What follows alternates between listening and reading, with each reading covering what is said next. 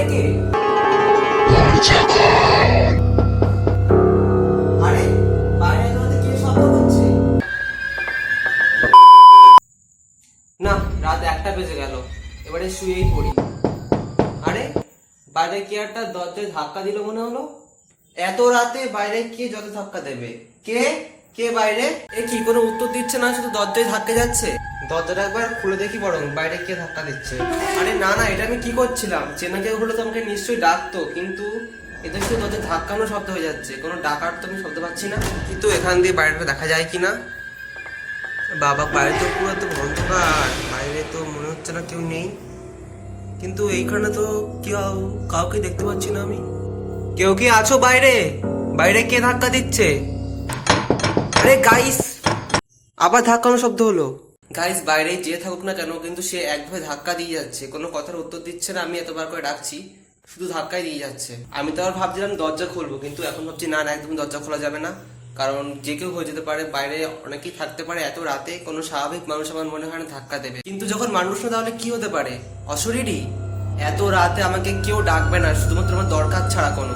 ও god, এটা আমি আগে ভাবলাম না কেন? আমি তোমার দরজা খুলতেই যাচ্ছিলাম, থ্যাংক গড আমি দরজা খুলিনি।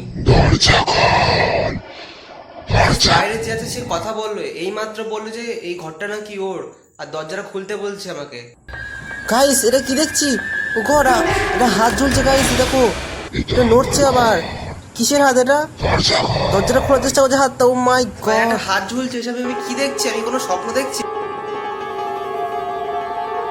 হাতটা কিভাবে নড়ছে দেখো, এটা ভিতরে ঢোকার চেষ্টা করছে, দরজায় একভাবে বাড়ি দিয়ে যাচ্ছে। গড, কিসের হাত এটা? না না, এটা সত্যি গাইস, এসব আমার সাথে কি হচ্ছে? এরকম কখনো আমার সাথে হয়নি। একটা হাত লিটারেলি দরজার উপর দিয়ে ঝুলছে। এসব কি হচ্ছে আমার সাথে? আমি তখন পুরো ঘেমে গেছি। তুই কি আমাকে ভয় দেখাচ্ছে? কিন্তু এত রাতে আমাকে কে ভয় দেখাবে? আর তারই বা কি লাভ ভয় দেখিয়ে? প্রায় 1 ঘন্টা হয়ে গেছে আমি এখানে চুপচাপ বসে রয়েছি ভয়তে, আর হাতটা না এখন আমি উপরে দেখতে পাচ্ছি না, কিন্তু আওয়াজটা যেটা, সেটা একটু মানে কিছুক্ষণ পরপরই হচ্ছে, একেবারে থেমে যায়নি, কিন্তু একটু আস্তে আস্তে হয়ে গেছে আওয়াজটা। আমি তো ভয়তে ঘুমাতেও পারছি না।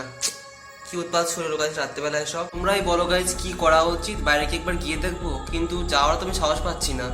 এসব দেখার পর কার বাইরে যেতে ইচ্ছা করবে এত রাতে? কিছু জানতে না পারলে সারাত আমার ঘুমিয়ে আসবে না টেনশনে, কারণ এই আওয়াজটা কিছুক্ষণ পরে পরেই হচ্ছে। তো আমি যদি জানতে না পারি কেন আওয়াজটা হচ্ছে, এক্সাক্ট কারণটা কি, আর হাতটাই বা কিসের ছিল, আমি তো ঘুমোতে পারবো না সারা রাত। আচ্ছা, আমি যদি ধরে নেই যে একটা প্লাস্টিকের হাত দেখে আমাকে ভয় দেখাচ্ছে, কিন্তু সেটাও হচ্ছে না, কারণ এই হাতটা কিন্তু নড়ছিল, তোমরাও হয়তো দেখেছো, লিটারেলি হাতটা নড়ছিল এরকম ভাবে। আর সেটাতে কিন্তু প্লাস্টিক হাতে সম্ভব নয়। এটা একটা মানে মানুষেরই তো হাত মনে হলো দেখে আমার, একটা প্রাণহীন হাত এরকম নড়তে পারে না কখনো। এই হাতটা যেহেতু নড়ছিল, সেটা কিছুতেই নকল হতে পারে না। তাহলে ওটা কিসের হাত ছিল? হাতটা তো কোনো স্বাভাবিক হাত বলে আমার মনে হচ্ছে না। গাইস, আবার ধাক্কা হলো দরজায়। কে? আমি কিন্তু এবার লোক ডাকবো, কেউ আসবে না।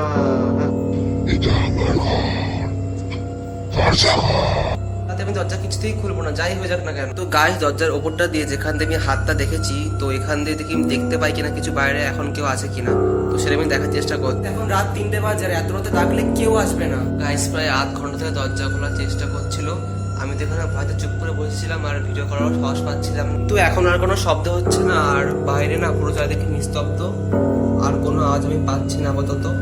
জানি না এবার কি হবে। আর এরকম ইনসিডেন্ট আমার সাথে আগে কখনো হয়নি। সারা রাত তোমার আজকে আর ঘুমিয়ে আসবে না, আর সকাল হলে আগে আমাকে এই ঘরটা ছেড়ে পালাতে হবে, যে করেই হোক না কেন। তো রাতটা কোনো রকমে বসে আমাকে কাটিয়ে দিতে হবে আপাতত। কেন যে আমার সাথে এরকম হলো আমি তো কিছুই বুঝতে পারছি না। আরে গাইস, আবার একটা শব্দ হলো, ধাক্কা, আবার একটা শব্দ হলো। এ কি গাইস, দরজাটা খোলা? ও গড, দরজাটা আগে বন্ধ করি। ঘরে কেউ নেই তো? না, ঘরে তো ফাঁকাই আছে মনে হচ্ছে। না না, ঘরে কেউ আসেনি। দরজাটা খুললো কিভাবে? ও গড গাইস, আমি প্রায় হৃৎপিণ্ড বেরিয়ে গিয়েছিল, মানে দরজাটা লিটারালি পুরো খোলা ছিল। আমি এখন দরজা মানে খিল টিল দিয়ে দিয়েছি, আর ঘরেও ভালো করে দেখে নিয়েছি কেউ নেই। গাইস, আমার এখন মনে পড়লো আমি খারাপ তলাটা একবারও চেক করিনি।